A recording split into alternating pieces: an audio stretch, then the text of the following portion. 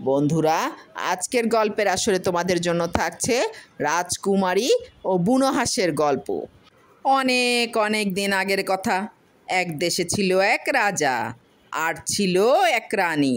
সাগরের তীর হতে দেশটি ছিল অনেক দূরে। রাজার ছিল 11টি ছেলে আর একটি মেয়ে। মেয়েটিকে রাজা অনেক আদর করত। রাজা আদর করে তার নাম রাখলো এলিজা। রানী আর ছেলে মেয়ে নিয়ে রাজার ছিল খুব সুখের সংসার। রাজ্য জুড়ে তার ছিল অনেক সুনাম। প্রজারা রাজাকে খুব ভালোবাসে। একদিন রাজার সংসারে দুঃখ নেমে এলো। হঠাৎ করে রানী মারা গেল। রাজ্য জুড়ে দুঃখের বন্যা বয়ে গেল। কিন্তু রানী ছাড়া তো রাজ্য চলে না।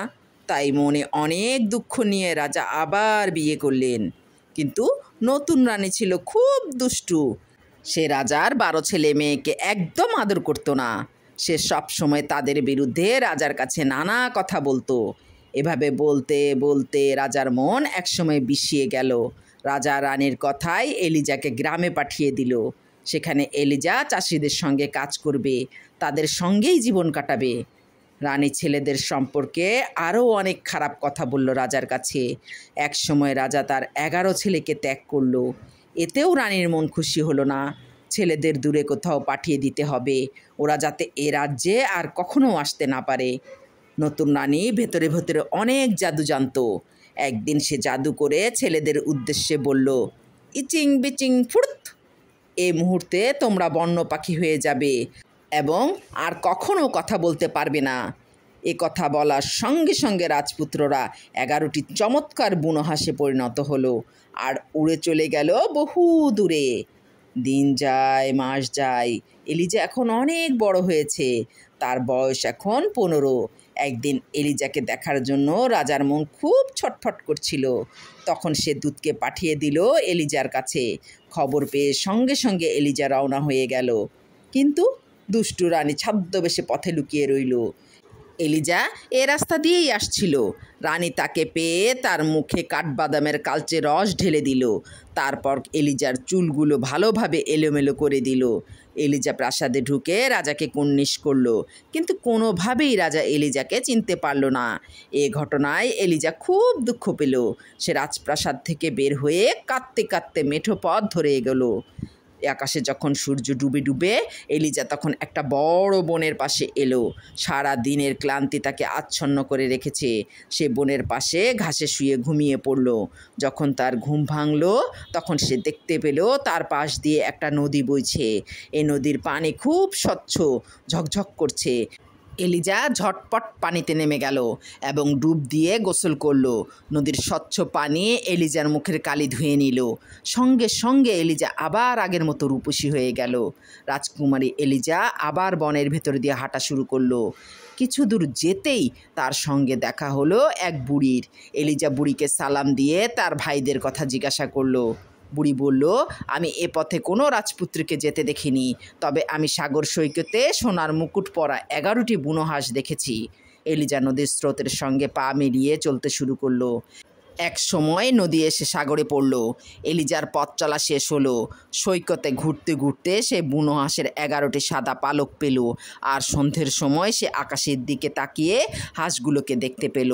মাথায় সোনার মুকুট পরা 11টি বুনো হাঁস লাইন ধরে উড়ে যাচ্ছে। দেখলে মনে হয় যেন একটা সাদা ফিতে উঠছে। হাঁসগুলো ধীরে ধীরে নিচে নেমে এলো। এলিজা পাশে এসে দাঁড়ালো। সূর্য যখন পশ্চিম আকাশে অস্ত গেল তখন পাখিগুলোর শরীর থেকে সব পালক ঝরে গেল এবং এলিজা তার 11 ভাইকে ফেরত পেল। বড় ভাই এলিজাকে জানালো যে সূর্য ডুবে গেলে তারা মানুষ হয়ে যায়, কিন্তু সূর্য ওঠার সঙ্গে সঙ্গে ওরা আবার পাখি হয়ে যাবে। সে আরও জানালো ওরা 7 সমুদ্র 13 নদীর ওপারে থাকে, তবে বছরে ওরা মাত্র 8 দিনের জন্য প্রিয় মাতৃভূমিতে ফিরে আসতে পারে। পরদিন ভোরে ভাইদের একটা চাদরে এলিজাকে বসালো। এরপর চাদরের কোনাগুলোতে কামড় দিয়ে ধরে এলিজাকে নিয়ে উড়ে চলল 7 সমুদ্র 13 নদীর ওপারে। এলিজাকে নিয়ে ওরা সারা দিন ধরে উড়ে চলল। ঠিক সন্ধ্যের আগে ওরা নেমে এলো একটা সবুজ দ্বীপে। দ্বীপটি খুব সুন্দর। চারিদিকে সারা দিন সারা রাত সাগরের ঢেউ খেলা করে। সারাদিন পরিশ্রমের পর ভাইয়েরা তাড়াতাড়ি ঘুমিয়ে পড়ল। কিছুক্ষণ সাগরের দিকে তাকিয়ে থেকে একসময় এলিজাও ঘুমিয়ে পড়ল। ঘুমের মাঝে এলিজা এক পরীকে স্বপ্ন দেখল। পরীর নাম মর্গান লিফি। পরী এলিজাকে বলল, তুমি ইচ্ছে করলে তোমার ভাইদের বাঁচাতে পারো। তুমি যদি তাদের প্রত্যেকের জন্য একটা করে জামা বুনে দিতে পারো তাহলে তারা আবার মানুষ হয়ে যাবে। তবে এজন্য কাঁটাওয়ালা পাতা থেকে সুতা তুলতে হবে এবং সেই সুতা দিয়ে জামা বুনতে হবে। পরীর কথা শুনে এলিজা খুব খুশি হলো। সে বলল, আমি আজই জামা বোনার কাজ শুরু করতে চাই। পরী বলল, এখানে আরও একটা কঠিন শর্ত আছে।